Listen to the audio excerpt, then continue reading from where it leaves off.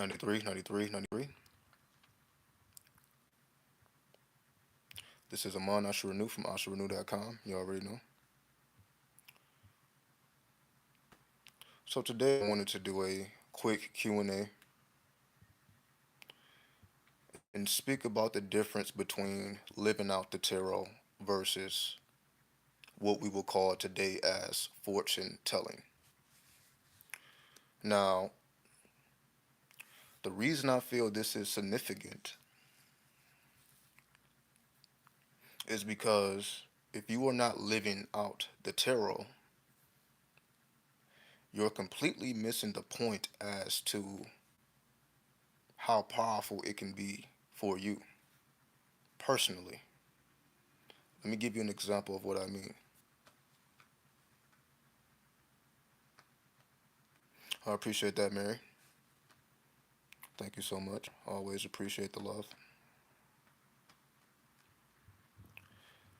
If we understand the tarot to be levels of alchemical development, that means we will all start as fools and end up as universes. This is a goal of alchemy. So if this is the goal of alchemy, this will be the goal of the tarot. Because the tarot is nothing more than alchemical language, the language of the planets, of the wandering stars, and the fixed stars. Simple as that. 93 Cali. 93, 93, 93. I appreciate you so much for tuning in. Our praises due to the great mother. So much love and respect for you, as always. Much love. If the goal is for all of us to become universes, because we are, after all, it's just you coming to the realization that you are. 93, 93. What's up, S? Saying it. Hopefully, I'm saying your name correctly, and I apologize if I'm not. I appreciate you for tuning in. What's up, Sounds by Luna? Thank you so much for tuning in. I'm not going to take up too much of anybody's time here, so I appreciate everybody for listening in. So, if the language of the tarot is alchemical, now, of course, everyone does in zodiac, right? So, every tarot reader doesn't do this. So, every tarot reader doesn't consider to connect the 22 paths to the tree of life or the tree of death. Much. I've always appreciate your love. I always appreciate your love. Sorry. Puts a smile on my face. I appreciate everybody. As long as I continue to be useful, I'm gonna continue to show up. You know. So I just wanted to do it a little different. Just with the phone. Without all the home studio and the setup.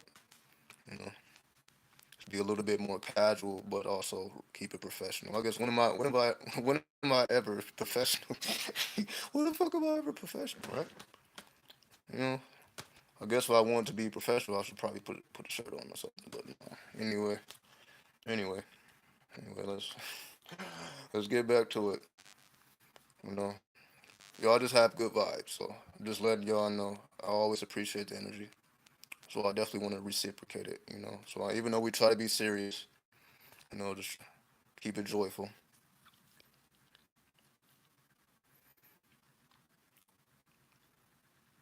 If we have two dimensions of the tarot, the major secrets and the minor secrets. The minor secrets will then represent what we go through on a daily basis on the physical plane. What's up, Keenan? What's up, Oshun? You shaved your head yeah, just that quick. Oh, y'all great. Yeah, just that quick. Just that quick. I know, just a couple of days ago, head full of hair. You definitely inspired me, Oshun. You was definitely rocking the short fade. Pretty good. What's up, Joshua? Salute to you. Salute to you. 93. I made major shifts on. Oh, you deep in it like that? Oh, you deep in it like that, huh? You deep in it. That's great to hear. That's great to hear. That's great to hear. And yeah, I guess I'm in tune too, because here we are. Here I am talking about it. Jupiter is the tarot, which is ruled by Neptune currently. So I guess this is my way of tapping in, speaking about the tarot, speaking about the wheel, right? Because in the tarot, excuse me, the energy of Jupiter is the wheel of fortune, or as we call it, the wheel of fortune. So us talking about the wheel, we have to remind ourselves that the wheel does not turn on its own. This is one of the major secrets because many of us believe that things are just happening haphazardly, or you can say there's some system in place, or a matrix, as we would like to call it, which is controlling everything. What's up, Disorder?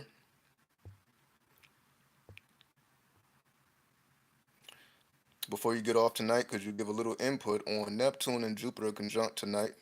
Next time won't be until 2000. God damn. We not gonna be for the next one, huh? We're gonna all be gone by that time. Could be a significance with Mercury. Well, yeah, I guess so. It's not gonna happen for what, another over 100 years. I guess it is significant. Well, fine. That's what y'all want to hear. Let's talk about it. I'm here for y'all. That's what y'all want to talk about. Let's go. I'll still, talk about the tarot, but I definitely, want this is a Q&A, so I'm definitely going to take the questions. So let's go ahead. Sure, no problem. So y'all want to hear about the Jupiter Neptune conjunction? Then let's do it. The way I see it is, remember, Jupiter originally ruled Pisces before the discovery of Neptune. So before we knew that Neptune existed, Pisces correlated to Jupiter. So that means Jupiter would have ruled over not just the ninth house of Sagittarius, but also the 12th house of Pisces. So if Jupiter rules over the ninth house and the 12th house, the ninth house will represent sleep and dreams, astral projections. The 12th house will then represent divination, spirituality, karma, all of the darker aspects of life, right? So we're talking about a conjunction with Jupiter and Neptune. Jupiter is a chaos like we think, chaos as in quantum physics or quantum mechanics. What's up, Chief? 93, 93, 93. Neptune takes us to quantum mechanics. Then Jupiter helps us to understand the wheel or the machine that we call the matrix. I thought the 11th house was dreams. Now, I don't want to confuse anybody because yeah, I understand different astrologers have different perspectives. So I don't want to say that no one else is wrong and I'm like my way is right. This is just one way of looking at it. I don't want to say that this is the way.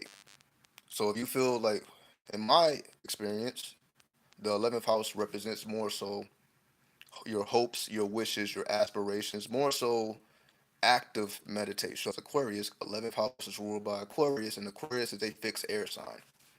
So we are talking about a fixed air. We're talking about a concentrated thought. So what someone hopes for, what someone wishes for, what someone desires, that represents a fixed thought. Dreams are more mutable, right? So that's why I say dreams correlate to Sagittarius is moving in many different directions, and it's fire. I'm not going to say we connect to the archetypal plane just instantaneously. That's why the ninth house represents astral projection. So you have the gateway. So the ninth house represents the gateway in order to access these deeper states, and that's why the tarot represents the wheel of completion. So just wanted to make that clear. So I don't want to say I'm right and someone else is wrong. You know, and just use this perspective as a add-on, right? So I don't want to confuse anybody.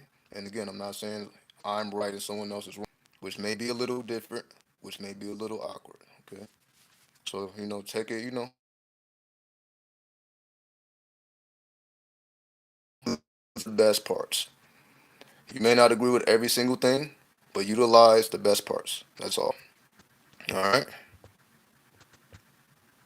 The 11th house is communal.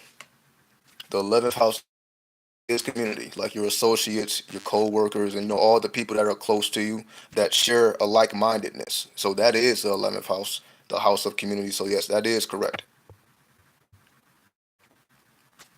Now, before I get to The other questions here, I just want to continue about the Jupiter and the Neptune so that we have a clear understanding of what's going on here. So basically, the houses that are being illuminated through conjunction, for those who may not know what a conjunction represents. A conjunction is when two planets are operating as one unit. They don't see themselves as separate.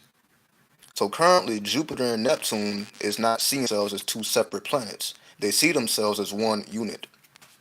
So that combines the ninth and the 12th house. So we see normally the ninth house is separate from the 12th house, like all of the houses are separate. So when a conjunction forms, now that ninth house in this particular case of Jupiter and Neptune, now the ninth house and the 12th house are utilizing both frequencies. Now the ninth house can pull from the 12th house can pull from the ninth house. So if the ninth house is about sleep, dreams, and astral projection, then the 12th house is about divination, dissolving your karma, spirituality. Now we see that Jupiter normally represents expansion anyway. So whenever we're dealing with the planet Jupiter, Jupiter is always expanding, as Jupiter is the biggest planet in the solar system. It's not the heaviest planet, that's Saturn, but it's the planet, right? It's the most vast planet. So whenever we're thinking about Jupiter, we're thinking about vastness. So Jupiter introduces us to more expansive views, right? So Jupiter essentially gives you the bird eye view. It's the difference between standing on the ground and looking up versus you're on top of the building and you're looking down and you can see the whole city. That's more so Jupiter. Jupiter gives you that sight where that bird's eye view where you can see the entire board play out before you. Once we bring Neptune into that equation, so now that we understand Jupiter represents the bird's eye view of things, once we bring Neptune into the equation, what energy does Neptune bring into this site? Neptune then allows you to see between the spaces. So Jupiter in and of itself, you can say gives you very nice views, right? Jupiter just by itself, just nice views, very expansive views, very stimulating views. Once you add the degree of Neptune, once you add the conjunction of Neptune to Jupiter, now you're seeing the in-between spaces. Now it's not so much about the view itself, but what exists in the in-between spaces. What most people take for granted, what most people cannot tap into. Not that they can't tap into it, but it takes effort, right? Because that's a whole different house. That's the 12th house. And the 12th house represents your unconscious mind. It represents your alter ego. So if the 12th house represents your alter ego, then the ninth house represents expansion. Now we have expansion of your alter ego. When we think about, okay, well, what's going on now? What's so special about this particular conjunction? Why is it only happening once every, I guess it's over 100 years. Who knows when it's going to happen after that? These long planetary cycles. This is a time to expand your alter ego. You can say it's happening anyway, whether we are conscious of it or not. So this is going on anyway. Now it's becoming more obvious because you are sinking, we can say, into the fabrics of your design. And when I say your design, I'm speaking like us as humans, as machines, as technology. So we're talking about your blueprint, the expansion of your blueprint, meaning the difference between the alter ego and the ego, because we know most people are into ego. The ego is just a mask we create to interact with the world so that we don't harm ourselves or anyone else. So when we're respectful to others, when we are professional, that's all the ego. So that, we protect ourselves, we shield ourselves, but we also respect other people, right? That's what the ego cares about. That's why the ego is so fragile. The ego is fragile because it is constantly changing. It's not necessarily set in stone. Meaning the ego you have at one location may not be the same ego that you bring to another location. How you operate at one job may be different than how you operate at another job. How you interact with a certain group of people may be different than how you interact with a different group of people. So the ego is always mutable, changing. It's very fragile. It's not just set in stone and locked in place. The alter ego is more so locked in place because it represents all of the aspects of you that you had to push to the side in order to create the ego. So in order for the ego to exist, you have to push the alter ego, you could say, to the back of your mind, right? To the back of the head, to the backs, the back. I'm trying to use a more, trying to simplify it, right? You could say the backyard, you got the house, or yeah, I'll say it this way: you got the front yard. Let's just say like a home. You got the front yard of a home. You got the home itself. Then you have the backyard, right? The front yard is the ego. So just think about it, right? So when you look at the presentation of a person's home, that's more so you're looking at their ego. You're just looking at their presentation, right? So the ego represents the presentation. However, when we talk about the backyard, which is, you can say, most people don't see it. That's not necessarily just for the public eye. Some backyards are, but some are not. But the backyard is more intimate. The backyard is more private. The backyard is no time you spend with your family. It's more of an intimate setting, right? It's like when you're not really trying to be seen by the public or bothered by other people, you will go in the backyard. You know, when you want to meditate, you know, when you want to go deeper into, you know, your consciousness, any type of spiritual work, you probably do that in the backyard. So because Jupiter and Neptune are conjuncting, now the backyard, you can say, is reversing spaces or reversing order with the front yard. So now the backyard becomes the front yard and the front yard becomes the backyard. They are swamping places. This gives us an opportunity to explore the details of our fabric. What makes us who we are? Now you can explore without having to do so much spiritual work, without having to, you know, work with this spirit, work with that spirit. Because normally, whenever we are trying to do this, it takes time, or you can say it takes effort. You got to do certain things to access certain chambers. It's not just on the surface. It's not easy to do this instantaneously.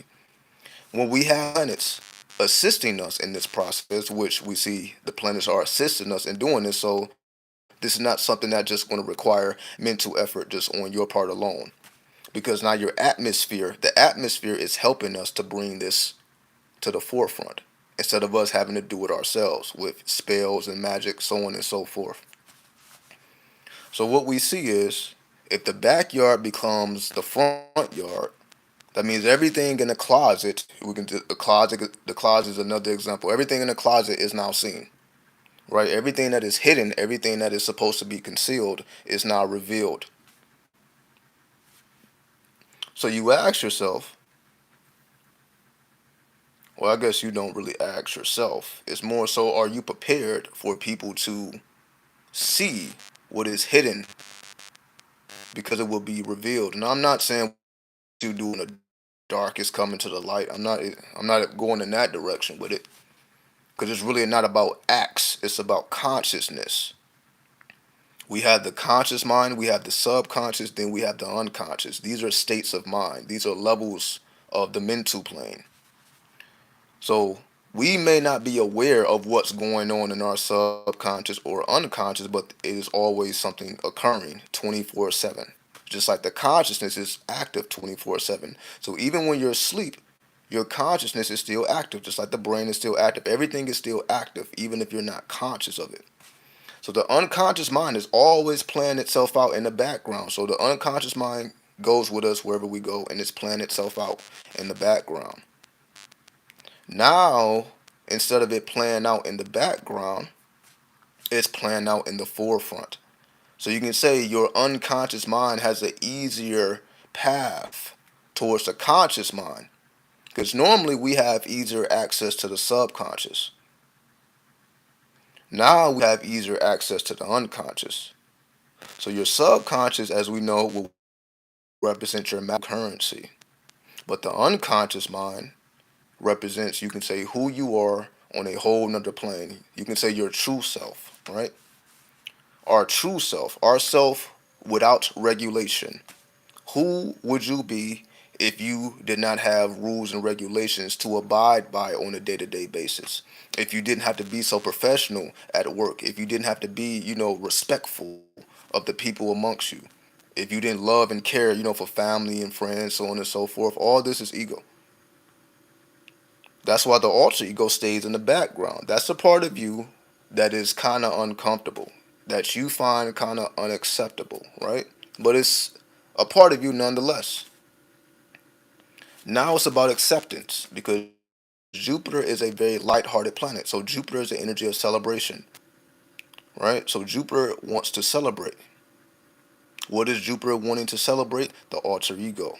Celebration, to bring the alter ego to the forefront. So it must be in the energy of celebration, meaning this is the energy we must bring to this particular equation.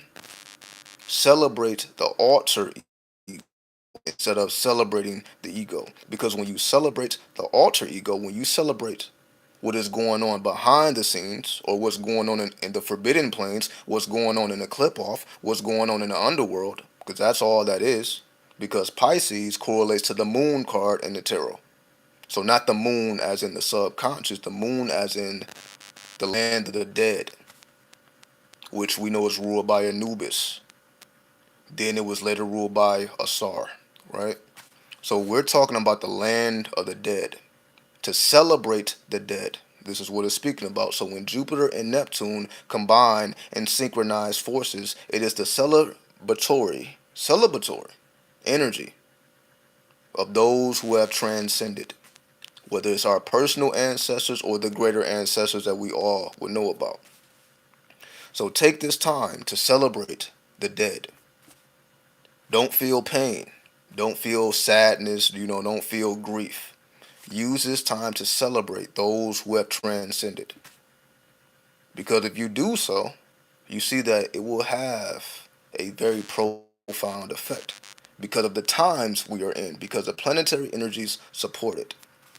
Because the planetary energies support it, you will be successful in your undertakings. So when you make the intent to bring forth your alter ego or to bring forth the energy of the dead, to bring forth the energy of what you consider or what we consider the ancestors, whether personal, private, or public ancestors, move in the energy of celebration, to move in the energy of honorance, to move in the energy of this is how I want to dig into the depths of the roots of my spirituality. Because Jupiter also represents your roots. Your spiritual roots is also the ninth house or also Jupiter. So how do you dig? So the digging into the spiritual roots is Neptune, because Neptune creates this digging effect. It's like digging for records. In hip hop, you have to dig for those sounds. The sounds are not just obvious. So anyone who's a DJ understands this. It's all about finding certain sounds. So when a DJ is scratching, that's a certain sound that they found. Samples and all that. Those samples have to be found. So you have to dig through those crates in order to find those sounds that progress you forward. So that's a metaphor. Digging through the crates. The crates just represent the unconscious mind. And the unconscious mind, you can say, it's the Akashic records. Right? We can say there's a universal Akashic records, but we all have our own personal Akashic records. Everything that you don't remember is preserved in the unconscious mind. It may not be preserved in the subconscious because some things are traumatic and we forget about it. But everything is preserved through the unconscious mind. Nine for the $9.30 to the Cash App. I appreciate you. Salute to you. Salute to you so much. Again, so much love. That's why I always want to take time, to share. You know what I mean? Because I know this is needed and I know it is helpful. So when you return a love, I absolutely respect that to the bottom of my heart. Appreciate you so much. So I just wanted to give a little depth to what's going on. Celebrate the dead. Bring forth your forbidden nature. Explore what we would call the forbidden fruit within us all. Everyone has a forbidden fruit. Like the story of Adam and Eve isn't just metaphor. We all have this, right? That apple is within us all, but we just keep it to the side because we understand it's a time and place for that. That's not something that you just present to people, right? So this is the time. Celebrate the dead. Celebrate the parts of you that are what we consider fetish, what we consider forbidden. Celebrate your demonic form, if we want to take it there, right? We are already angels on the world stage, right? Every time we have to be professional, every time we have to keep things organized, every time, we have to put in that work. so that we continue to thrive and survive and move forward and progress. That is the angelic form. So we have to tap into our angelic form, you can say all the time anyway. We're not necessarily always on demon time, but the demons are part of us as well.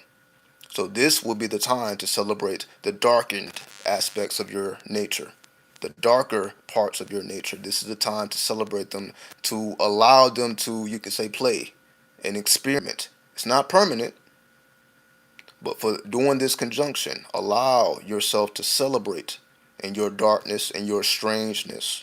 Celebrate your darkness, celebrate your strangeness, and do so in a joyful way. Don't do it like you're kind of sneaking and, pretending and all this. Celebrate the parts of you that you love and care for. It's just that you can't always deal with that. There's certain times and places that you can deal with that. This is the time for it. So hopefully that makes sense, right? So I want to definitely keep asking questions here. Well, answering questions here. So let me make sure I didn't miss anything. What's up, Dank Wizard?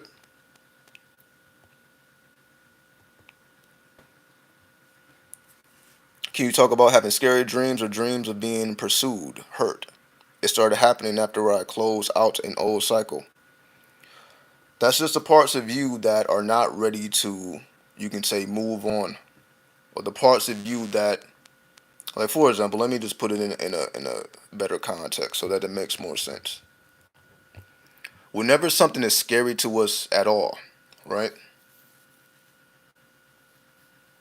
The reason why something is scary is because we are not familiar with it as much as we need to be. It basically, as people say, the fear of the unknown. It's not that the unknown is actually scary. We just fear it because it is unfamiliar to us. So when we have nightmares, the nightmares present to us ourselves that we try to push away, that we try to net. Because again, it may not be favorable, it may not be honorable, it may not be moral. Because again, that's angel time. We try to be the best, we try to present ourselves in the best light. So whenever we're dealing with some dark light, we're not necessarily accepting of it because, like, well, where does this fit into my life? Where does this fit into where I'm moving towards in the future? It doesn't really feel like it has a place to fit into what you're doing moving forward. So it becomes strange, like, yo, why am I having these desires, these dreams, these nightmares, and like, which seems to have nothing to do with my future or where I'm moving forward. Only when we eat the forbidden fruit, experiment with our lower nature. In other words, it's only when we experiment with our lower nature do we begin to see the significance of why we have a lower and a higher nature, or a lower and a higher self. See, this is more than just what people say, like we have to tap into our higher self, we have to tap into our superconscious, but you don't really hear too many people talking about you need to tap into your lower self, you need to tap into your unconscious, because that is just as important as the superconscious or the higher self. The unconscious is just as important as the superconscious. We're just not balanced because it's not going to be too many people that tell you that. Because we think our lower selves is bad and demonic and worse of ourselves, but that's not necessarily the case because again, your lower self actually contains the blueprint of who you are before all of the programming. Meaning who you was before we were programmed with school, with the American culture or whatever culture, whatever programming that we had to endure to become who and what we are. There's a part of you that has preserved your original, you can say DNA code, your original blueprint has been preserved. But the part of you that has preserved that original blueprint is considered your lower self, your primitive self, your primordial self. So even though that self, you can say, you don't know where that fits into the world.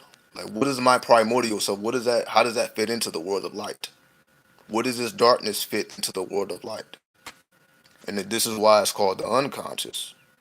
Our lower self, even though we consider it to be our alter ego, our unconscious mind, it preserves who and what you really are beyond. Because when it's all said and done, when we have accomplished, you can say, our goals, when we achieve our desires, We look around and we see like, okay, I got what I wanted. I manifested what I wanted. Whatever goals we may have had. Once you accomplish the goal, because in the process of accomplishing the goals, the aspirations, the hopes, the wishes, the desires, a part of yourself had to be sacrificed. We can say the original blueprint, your DNA code. That part of yourself tend to be forgotten about, even though it's still a part of you. So what we're really doing is remembering programming. Because if you remove the programming, we feel like there is nothing beyond the programming. This is what the matrix, that we don't exist outside of the cycles of reincarnation. But we actually do exist outside of the cycles of reincarnation. That's also the 12th house. That's also karma. Karma will have you believing that you don't exist outside of reincarnation. What I mean by that is, if it's as simple as, you do good things, you get good karma, you do bad things, you get bad karma, that's basically saying that you don't exist outside of karma. So every good act gets a reward. You get a point for every good action. You get a point for every, or a point taken away for every bad action. And when it's all said and done, if you got more points, then you got more good points than bad points. And you say you go to heaven. But it's not that simple. Because if we're talking about who you really are, beyond the programming, beyond who we think, what we have created. In other words, we have created the ego. The ego is a creation. We do it automatically. It's not conscious. We're not doing it consciously. It just happens automatically. We create an ego to shield ourselves, to protect ourselves.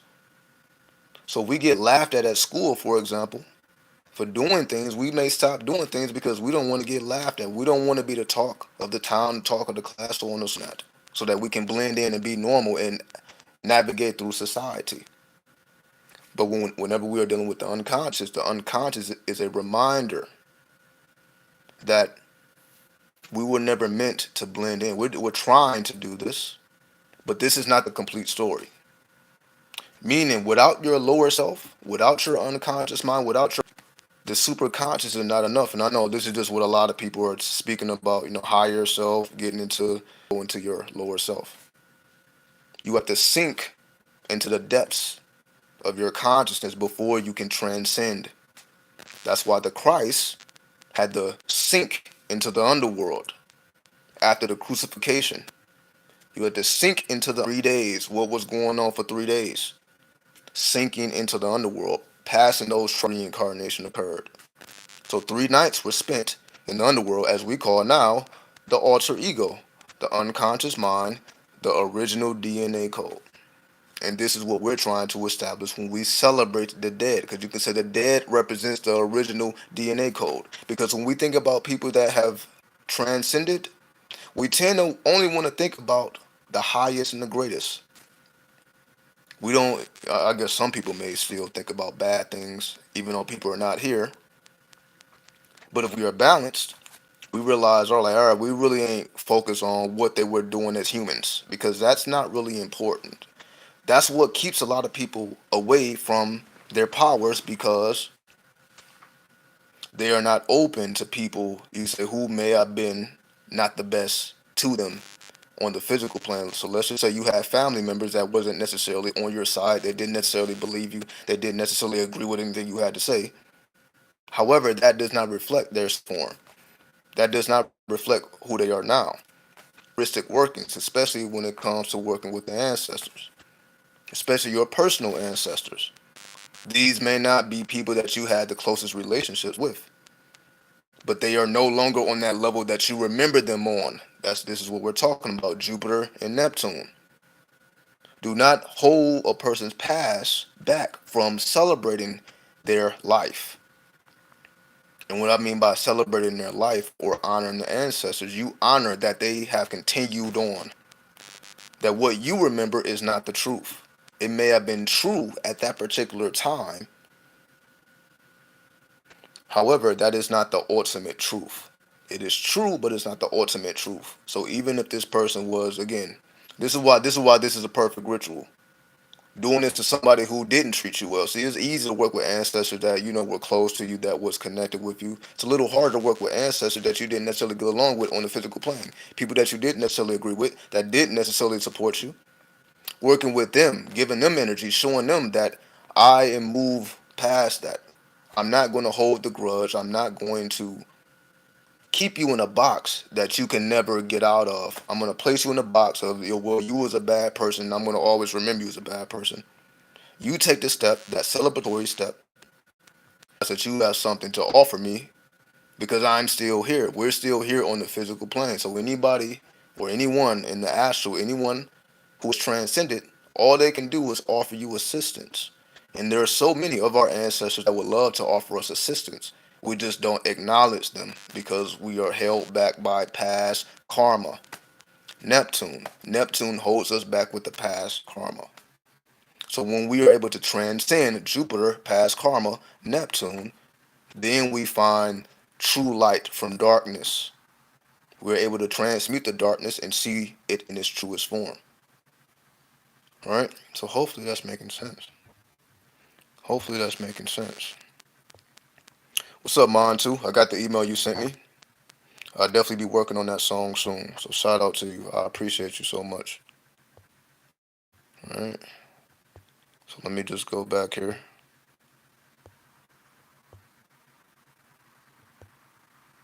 Let's see.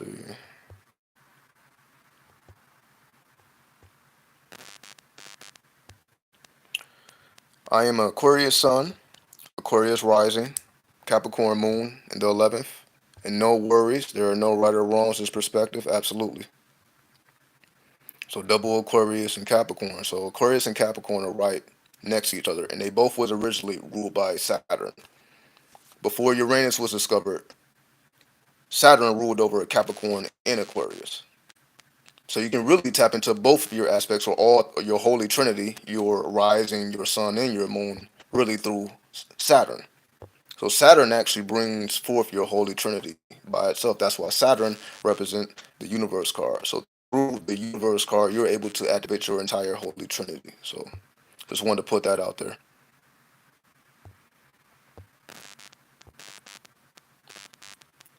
We we create our ego in the fifth house where the what is it, eight? Let me not even try to acts of others around us. I appreciate your insight. Vibrations on fleek. So, I always appreciate everyone with an original thought. Everybody with an original mind. So I see what you're saying. We create the ego in the fifth house. I can understand why you say that.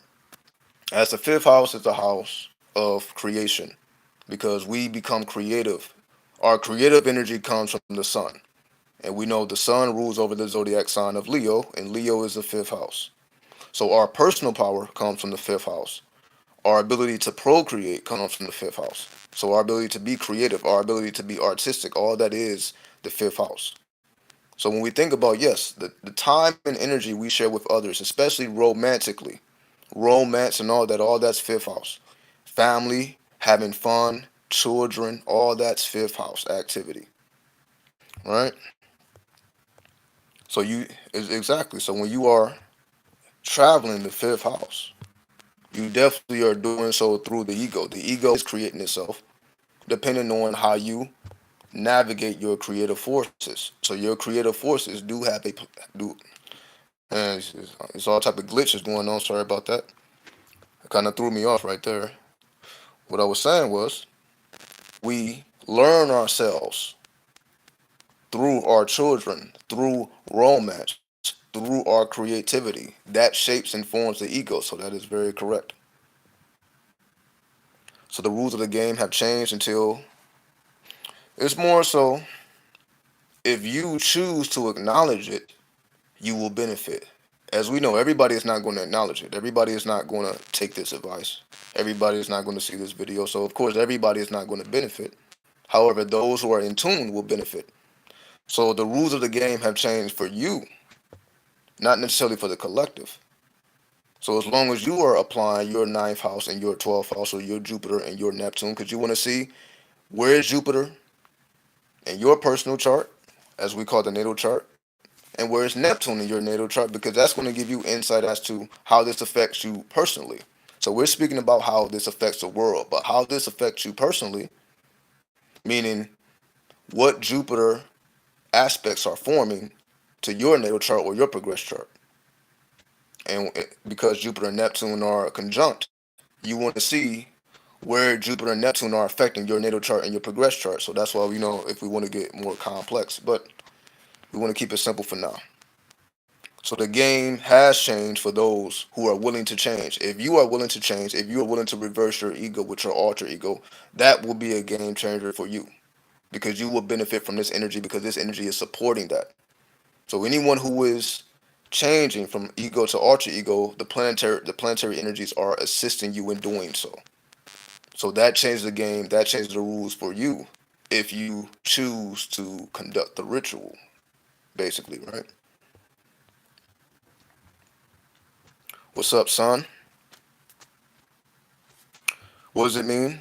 How can I get strong? You get strong by knowing true strength is internal. It's mental. Study the seven universal laws. So if you want to be extremely strong mentally, because once you are strong mentally, then everything else falls in line. In order to become strong mentally, memorize the seven universal laws. People have heard about the universal laws. I'm sure no one is new to it. Maybe some people are, but many people don't have it memorized. And that's why I continuously tell people it is the memorization that changes things. It's when you can recall it instantly. That's when it changes things. When you can notice it because you memorize it. Like, okay, I memorized the zodiac and the planet. It ain't really about the zodiac sign. You may not know about the zodiac sign because you're familiar with the attributes of the planets. You're familiar with the attributes of the zodiac. So once you are familiar with the attributes, you can see them in real time. You can recall them in real time. You can't do it in real time if it's not committed to your memory because you don't know it. You're not going to be able to notice it when you see it if it's not committed to you. You can bring it forth in real time. Truly get strong, you must memorize. Continue to memorize of what you already know. We know it, but when the knowledge becomes with information, it's a person wise, which is committed to memory, and you can activate it in real time. Because that's what we're here to do. We're here to do things in real time. We're not just leaving things in the notebook. The notebook is just to prepare you to access the deeper consciousness of your mind. That's when knowledge becomes wisdom. And when knowledge becomes wisdom, now you can reflect. Now you become reflective, and that gives you the understanding. Understanding is reflection because you have experimented in real time experimentation. When you are conducting real time, that gives you understanding through reflection. Sure. Number four, just going through supreme mathematics, just showing and proving the numbers, supreme mathematics, right?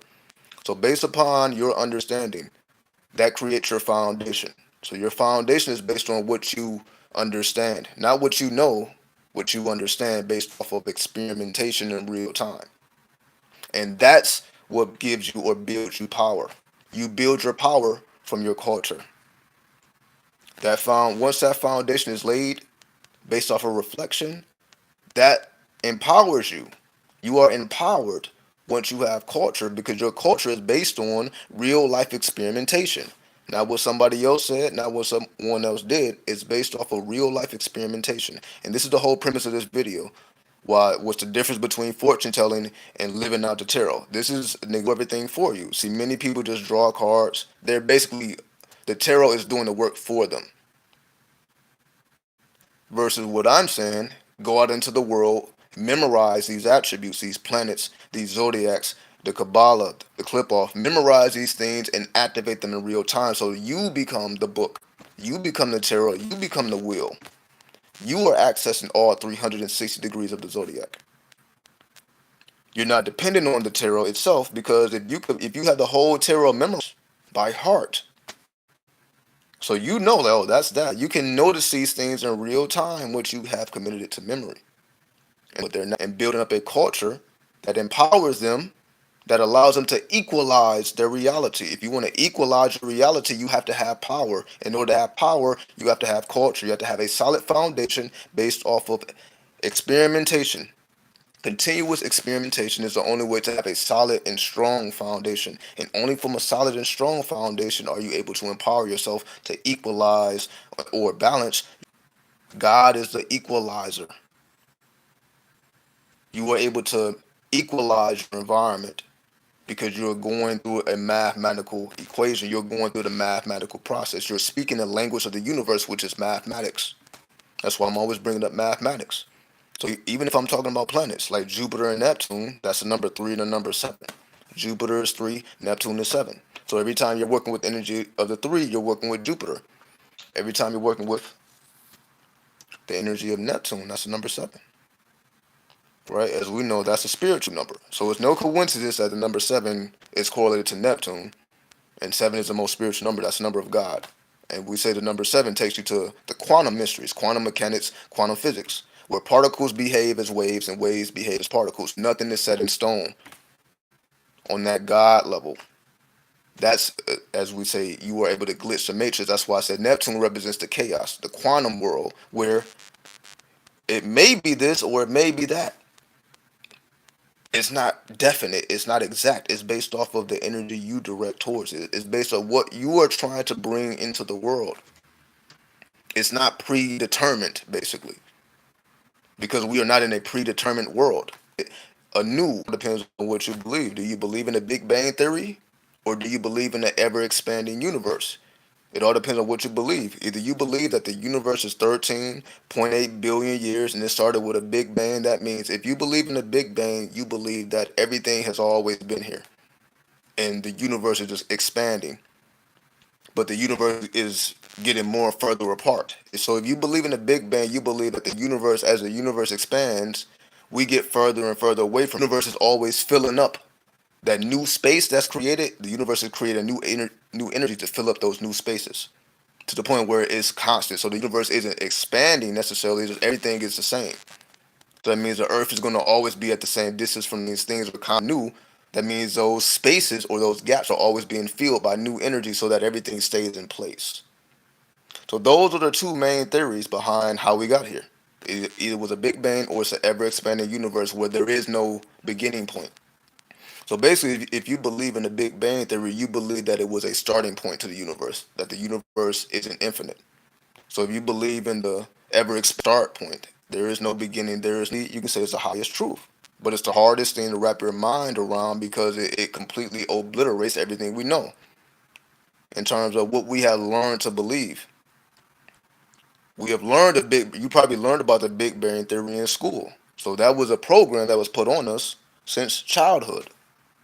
We wasn't really taught about the ever expanding universe. There is no beginning, no ending, because it's harder to explain that. It's hard to explain it. Things have always been here. That's a little harder to explain than okay, here is the starting point. It's a little harder to explain things that are always evolving, right?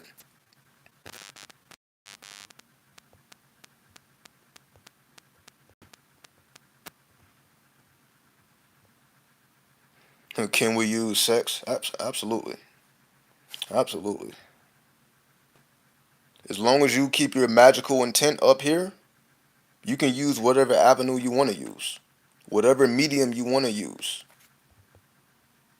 So if you are a person that enjoys pleasure and sex, by all means use that as a medium for spiritual evolution. There is no reason why you cannot. There's a whole science of sex magic, just like there's a whole science of tantra, right? So you can use whatever tools you have available to you.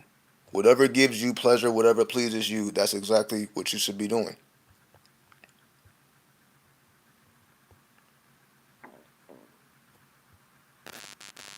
Let's see. I will be Jesus of Nazareth for some reason. Salute to you. We need more people that come in the name of the true and living Christ, not the fairy tale Christ. We need more, you could say, true Christians, because we know the mainstream Christians, we already know what that's about. So anybody who's coming in the true name, salute to you. Anyone who's developing their Christ consciousness, anybody who's developing their Christ consciousness so that you can expand to higher chambers, by all means. By all means.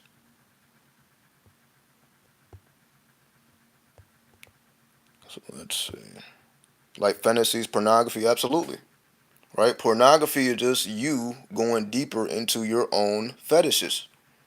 The whole purpose of watching pornography is to discover things that you like that you didn't know. Because how else would you know? Unless you observe, you look, listen, and observe. That's the knowledge. That's the number one. How else would you know what you're into and what you're not into unless you look, listen, and observe? So pornography is just a library of sexual acts so that you discover what you're into and what you're not into. So that helps you to develop your sexuality. But in order to do that, you have to look, listen, and observe. It will start with the knowledge, and it will end where you are able to give birth to that knowledge, take knowledge to born. So it end with you giving birth to, like, okay, I like this, I don't like that, and you put together a plan, and now you know what you're doing, and now you know where to go and where not to go, right? Because you started with the knowledge, and that knowledge made it all the way to manifestation, the number nine. I appreciate that, Lorene. I guess y'all like to shave head. I guess I should do it more often. I'll do it more often, sure. If that's what y'all into, absolutely. I think it makes me look more professional, so I appreciate everybody.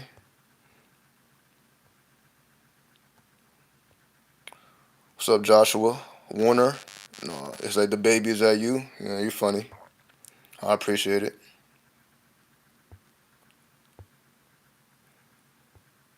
So hold on. My battery's getting low, so let me go ahead and put this on the charger. So I'm gonna take this mic out, so that the sound is gonna be slightly different. But I want to get to all these questions, so let me go ahead and put this charger in. Give me 1 second here. Let me put this charger in.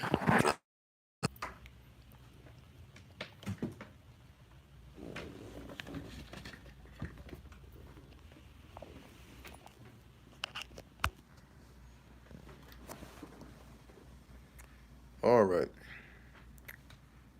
So apologies for the sound. I know it sounds a little different now. Hopefully y'all stick with me. I just want to get through these questions, and then we'll continue about our day or our night now. We continue with our night. You have to find your depth in order to reach your peak. I 100% agree with that. What's up, Android Queen?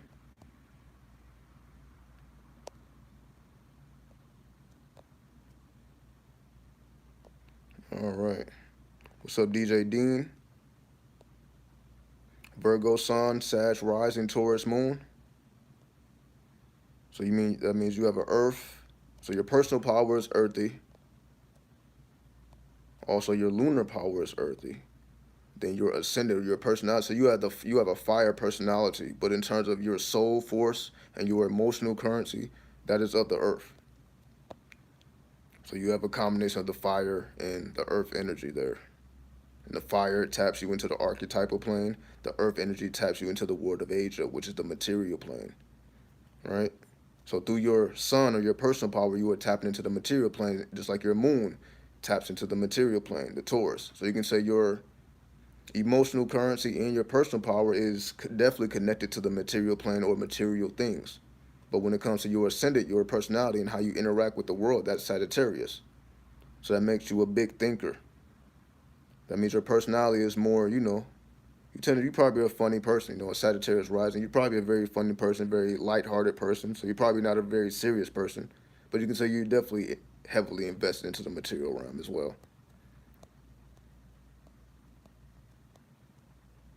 Okay.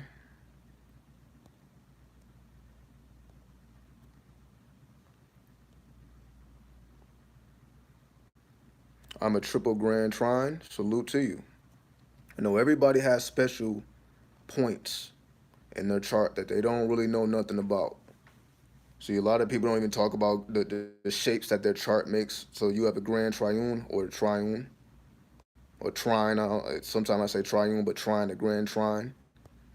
So every shape or every natal chart is making a particular shape. And depending on the shape of your natal chart, see that's easy. I guess most people don't even deal with the shapes. We immediately go into the lines. I appreciate the $25 from Michelle. I think it said guidance. So much. Salute to you. Thank you so much for that. Thank you so much. Sorry about that.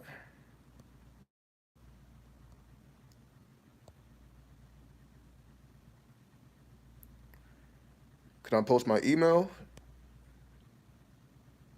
Let's see. Sure. Let's see. I have to figure out how to do it.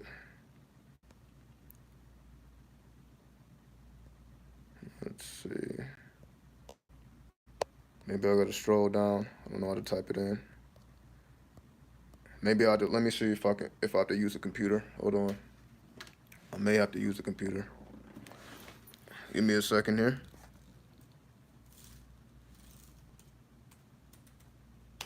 One second. Hold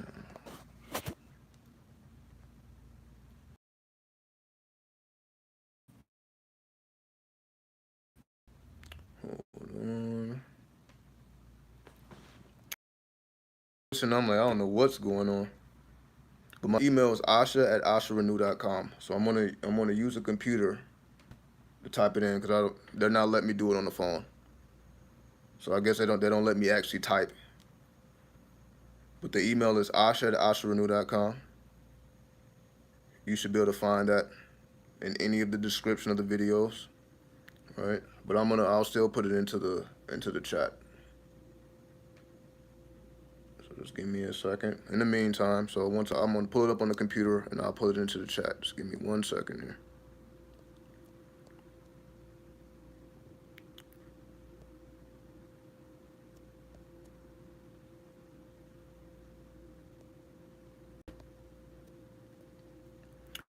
I'm not Christian. I was never religious. That's why I said the Christ consciousness. Yeah, so I wasn't saying that I was saying mainstream Christianity is off the rails.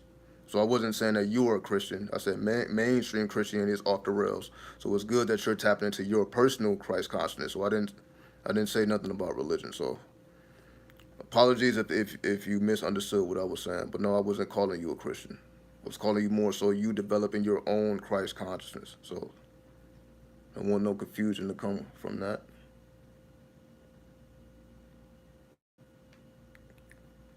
Okay. I'm starting to wonder if the universe started when I was born. Weird thought, but my consciousness is starting to see it that way.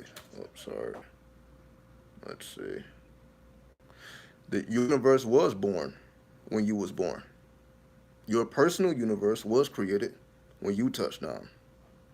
So you can say not the universe was created, but the perspective in which you see the universe through was created when you was born. And that's why we all right. Hold on.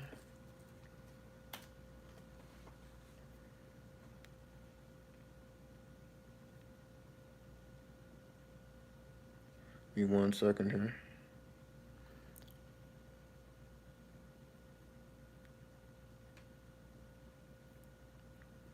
There's a lot of glitching going on.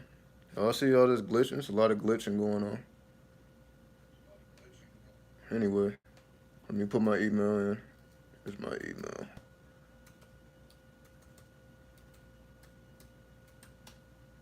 All right.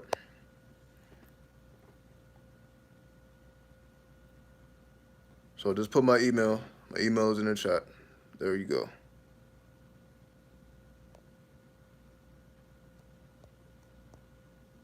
There you go. I appreciate everybody for tuning in. Again, I'm not sure why it's glitching, but I appreciate everybody for being patient with me. Just trying to get through all these questions here.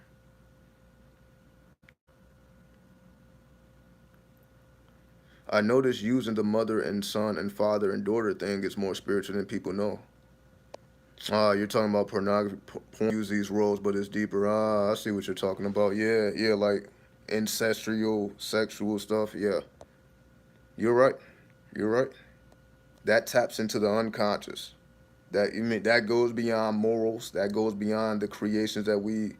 So you're exactly right, Mary. You're definitely going in the right direction with that. As to all of those deeper connections and consciousness is within unconscious mind. Is all in the forbidden world. Right? That's the forbidden world. The forbidden world is forbidden because it takes you beyond your morality. And most people are trying to stay within the realms of their morality, right? They're trying to stay within the cipher, right? So when you go beyond your morale, you are going outside of the cipher. Now you basically are responsible for yourself, right? So while everybody else are protected by, you can say, God within the matrix, once you explore or journey beyond the matrix, now you're on your own, which is, the fear of the unknown for most people, right? So that's what that's about. So when you start exploring those deeper roles of pornography, you start to question things. So yes, it's exactly there for a reason. And yes, most people will just look over it, but nonetheless that they're drawn to it. All right.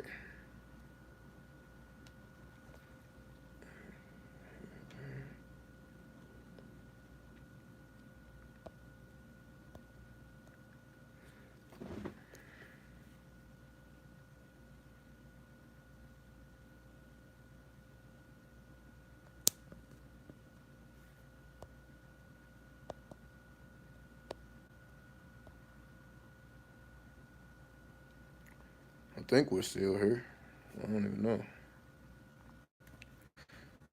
This is glitching heavy. I must be really saying something, huh? I must be really saying something. It's cut this motherfucker off. I must be saying some crazy shit. Ooh, man, I must be saying something real crazy. That is what it is. I'm going, yeah. So now it's okay. I appreciate y'all for tuning in. I appreciate y'all. Yeah, I'll be saying some crazy shit. I'll be saying some, but who else is gonna say it, right? What's up, Cuaba? Let's see.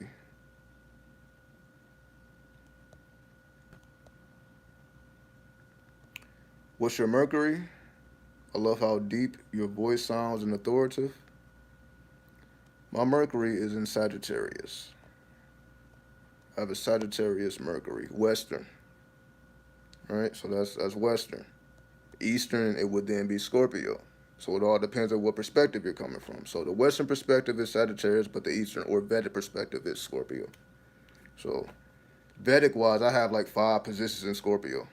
Vedic wise, I think I only have like 2 Western. I think only my sun sign is Scorpio Western, but Vedic I have is like 5 Scorpio points. So it all depends on what perspective you resonate with the most. So it's either Sagittarius or Scorpio.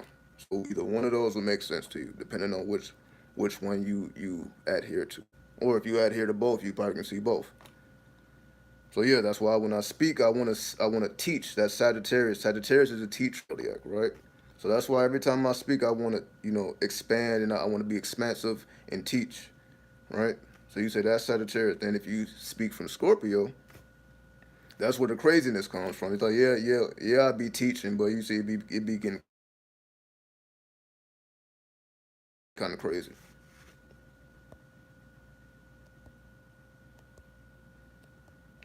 All right, they're going crazy with the glitches. So I'm not gonna keep y'all for too much longer. I see they're going crazy with the glitches. I appreciate everybody for tuning in. Let me just get to these last questions, then we'll check out because they definitely trying to make the viewing experience difficult, and I know I know that's not a favorable thing to watch. So we ain't gotta play these games too much longer. So I just wanna get everybody's questions. I understand it's not the best viewing experience, but nonetheless, I appreciate everybody for sticking with me. Even through all this blackballing, you already know we done been going through this for years now. So that's why I always appreciate everybody for tuning in, for supporting, however you exchange your energy. I always appreciate it because you see, we got to deal with this. To say this real shit, this is what we got to deal with. It